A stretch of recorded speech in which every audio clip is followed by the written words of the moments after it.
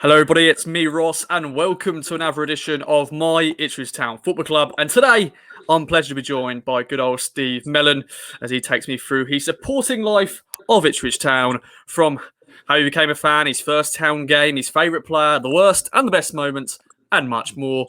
So, Steve, how you doing, my friend? All good in the hood? Yeah, very well. It's raining in Bristol, but it does all the time. So Fair play. It's in sunny Suffolk. Well, it's just cloudy at the moment, currently, but hopefully the sun will burst out the sky very soon. But we're going to start off with the first question, as ever. How did you become a town fan? I was born in Ipswich, and I'm one of five kids. I've got three older brothers, and they were all Ipswich fans. But I was distracted by Speedway, would you believe, when I was about, I guess, 13, 14. I lived in Martlesham. There was a group of lads from Martlesham used to go up Foxhall. So they took me, and it was all right. Interesting sport. And then my older brothers were like, we're not having this. We're a football family. So they took me down Portman Road, and 30 plus years of following town began. There we go. That's a nice little story. As always, that's how a fandom starts. Is sometimes from a family member, or sometimes just out of the blue. You like the colour of the kit, or if you were supporting us in the '80s, we won the UEFA Cup. Why not support that team? But now the question is, can you remember your first town game, the result, the team? Obviously, it's probably at Portman Road as well. Yeah, I can. It was a 1-0 home defeat to Portsmouth in 1988. The reason that was my first game is that I had a paper round delivering the Evening Star in sort of Martlesham, Kesgrave, and the club did a promotion. I think it was something like Paper Boys get in for £1. So that was the game I went to, and I remember that we were in the lower bit of the cobbled stand, all the Paper Boys, and no one had told us that you weren't allowed to go on the pitch. And at some point in the warm-up, the tannoy said, the players are going to kick some footballs over for the Paper Boys. But we all thought that meant we can go on the pitch and get them. And there were suddenly dozens and dozens of us on the pitch, and the stewards having to clear us off. It was probably a rubbish game. We lost 1-0, so I didn't see a goal in my first town game, but I was hooked straight away. The atmosphere, things like, and it was a night game, so things like looking towards the North Stand and seeing everyone lighting up at half time, these little sort of pinpricks of light. The sound of the crowd. I mean, there's no sound like a football crowd. So when you hear it for the first time, it's a real sort of, electric shock through your body. So there's proof that you can go and see a crap game and a defeat and still come back. Definitely. Now, the next question is, I'm going to bring up just an extra question here as well. The next question is, who is your favourite town player of all time? And it is just hard to just choose one. So I do allow more than just one, but also I want to just quickly ask you, which player was the first player that you liked, definitely when you were a young supporter, who stood out in the early days? I was Walkie, I think, because he was in one of those spells. Would he have 3 spells?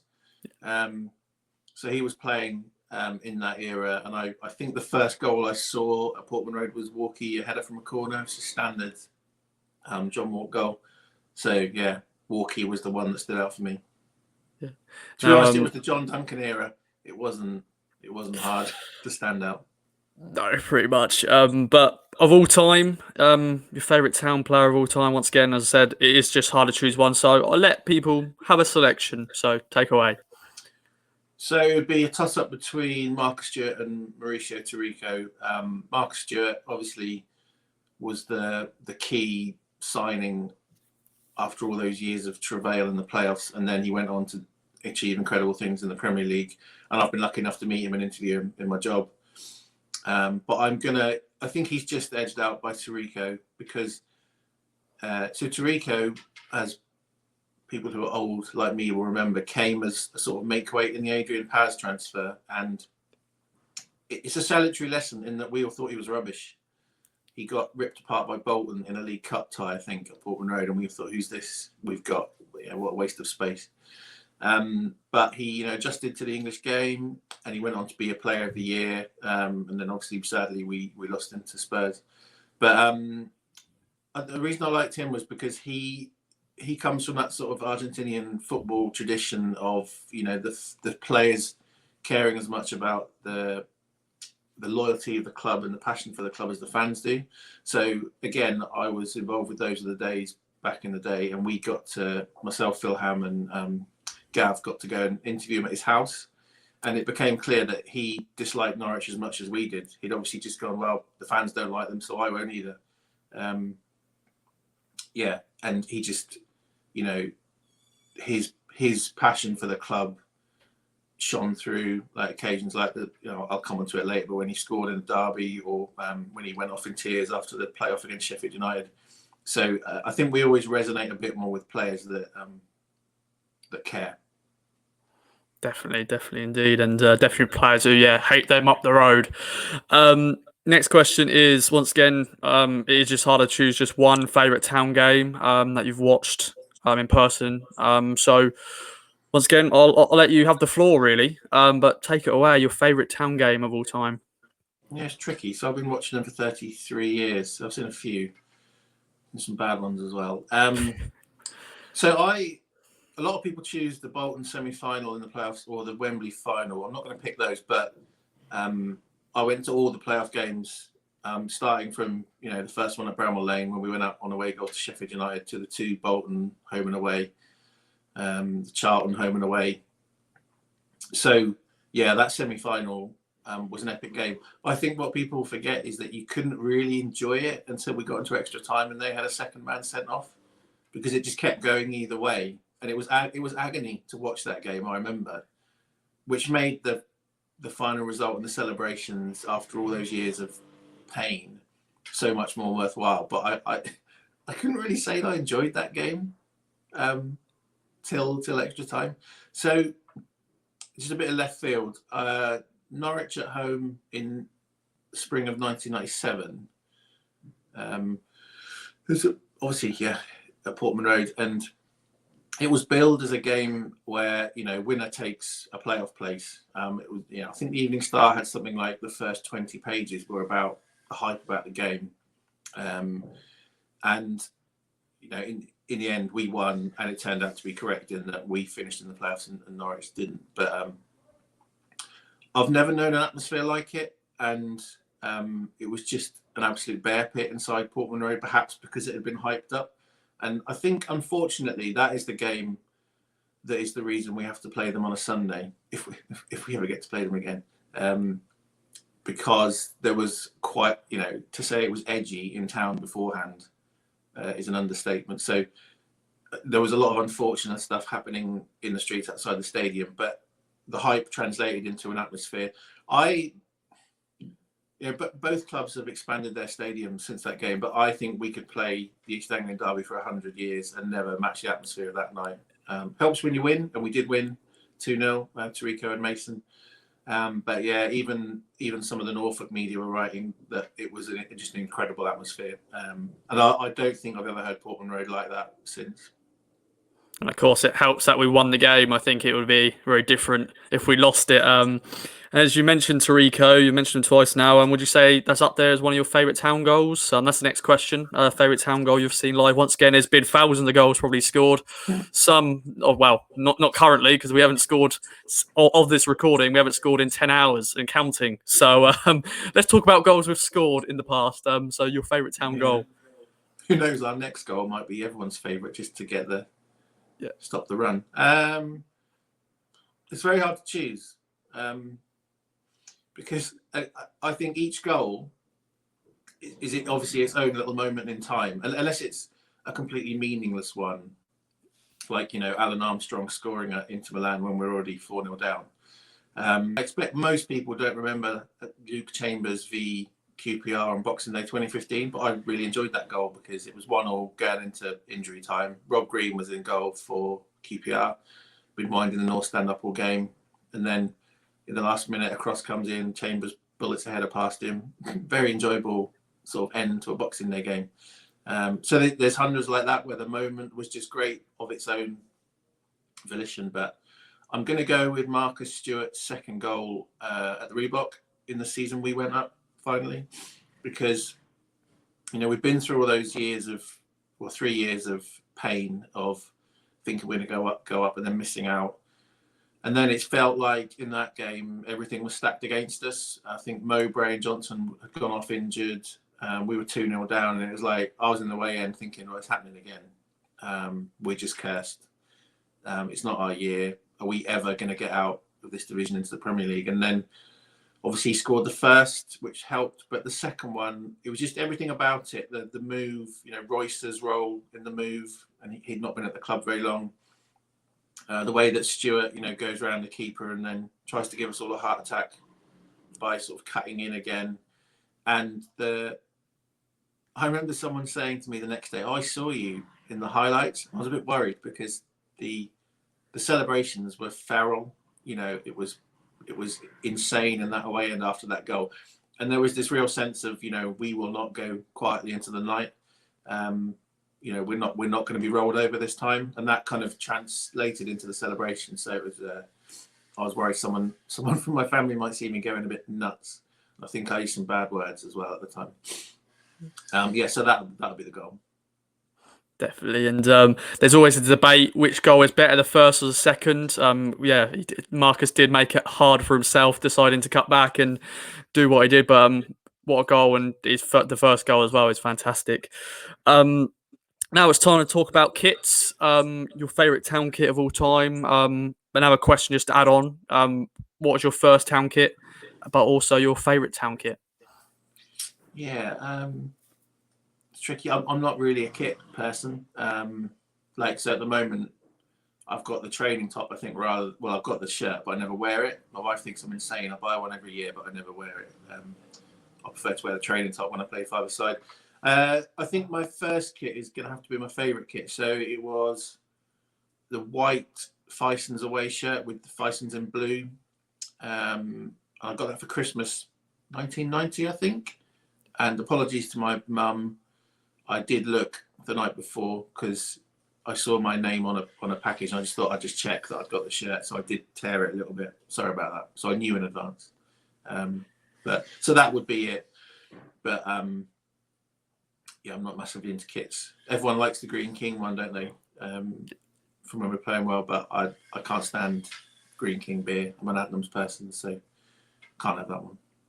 Fair play. Now we've got two more questions. I always like to end this series on a high note. Definitely with the current state of affairs at the club. Although new owners, summer ahead, looking forward to that. But first, we're going to talk about your worst moment as a Town fan. Have you got a personal story to include? Again, in the same way as good times and good games, there's been a lot of lows, especially in the last 20 years. I think so. This isn't it, but I think the way the McCarthy era came to an end, I didn't like, and I still don't like. And I'm talking about Mick, so let me put this in context. All right, I think I was in agreement that he should go. I think his time had come to an end. His relationship with the fans was toxic. The football wasn't very good, and his brief of making us competitive on a budget had run its course. But I think when he came in that October of that season, we were doomed. We weren't in trouble. We were doomed.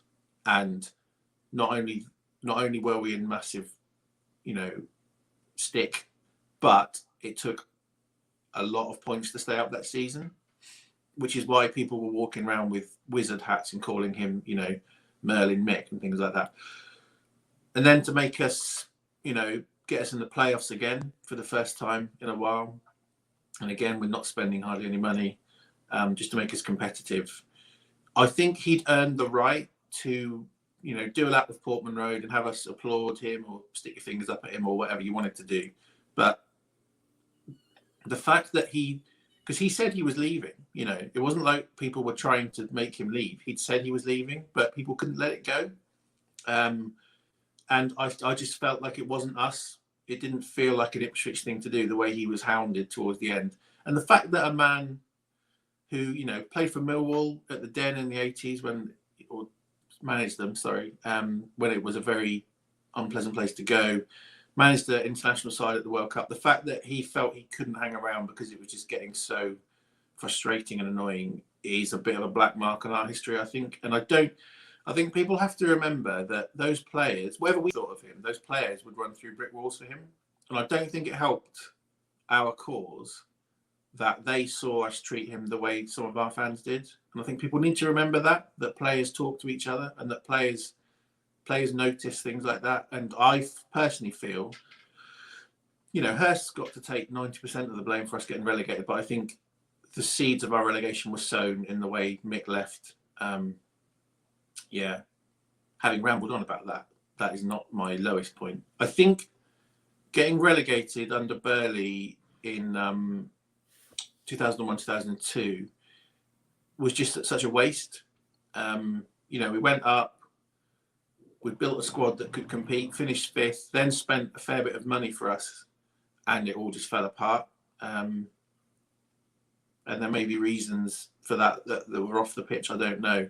But to get relegated, having had so much promise, and we had so many, obviously we went on that amazing winning run that season, but we spent so much money on players that didn't contribute, and then we couldn't sell on for a profit, and it was a nightmare time to get relegated, because if that happened now, we'd go down with whatever was it, 65 million parachute payments in our pocket. But back then you didn't get anything like that, and then you had the collapse of ITV Digital, problems with selling some of our better assets. So to go from finishing 5th to going into administration in 2 seasons, it just felt like a missed opportunity for the club, which we haven't really recovered from, let's be honest.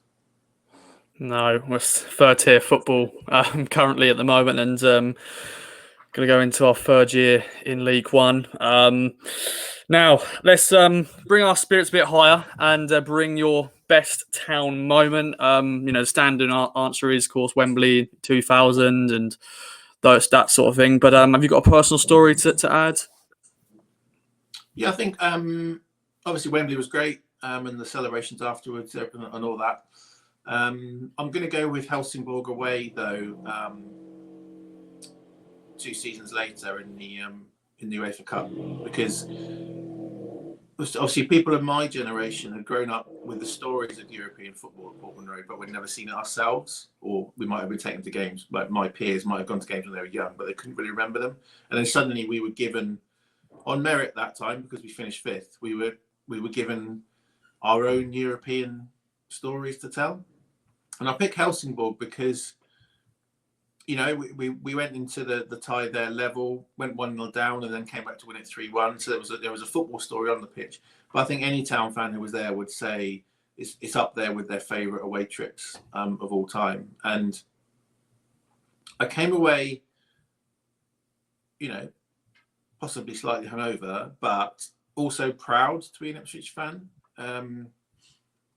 So in contrast to how I felt when McCarthy left, we went to Helsingborg and they'd had previous bad experiences with English clubs going there, and they were wary of us. You could tell when we went in the bars and things, and when we sort of got together in large groups, they weren't sure. It was like, here comes another bunch of English fans. But because we were well behaved, because we just had a sing song and a laugh, and because we kept singing about Sven Goran Eriksson, the England manager at the time, just to reassure them, they took us to their hearts in that town.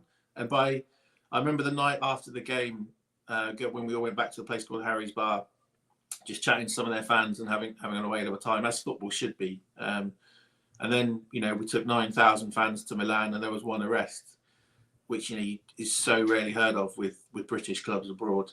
So I think, it was a dual pleasure, that trip. There was the football, which went our way in a quite exciting way. And then there was the off-the-pitch stuff, which just made me proud to be from Suffolk and proud to be an Ipswich fan.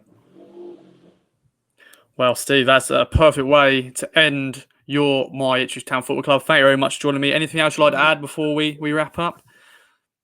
The future's bright. I think there's been times over the last 10 years where I thought, and I think a lot of other people did, are we ever going to get back to the Premier League?